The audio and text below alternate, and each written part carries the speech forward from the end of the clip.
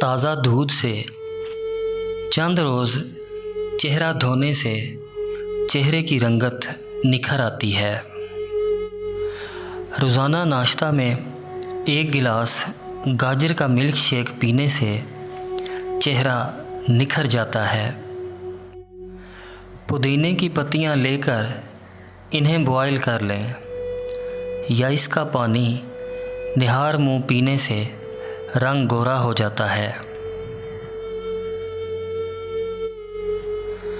سرسوں کی کھل میں سنگترے یا لیموں کے چھلکے ملا کر ابٹن بنا لیں، ڈیلی چہرے پر لگائیں، سانولا پن دور ہو جائے گا۔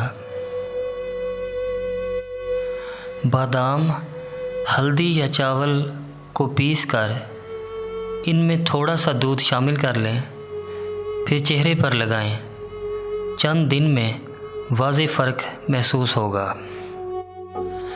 1 انڈا، 1 پاؤ دودھ یا تھوڑا سا خالص شہد لے لیں اور ان کا مرکب تیار کر لیں، چہرے پر صبح اور شام ملیں، آدھے گھنٹے بعد چہرہ دھو لیں۔ صرف 15 دن میں آپ کا چہرہ گورا ہو جائے گا۔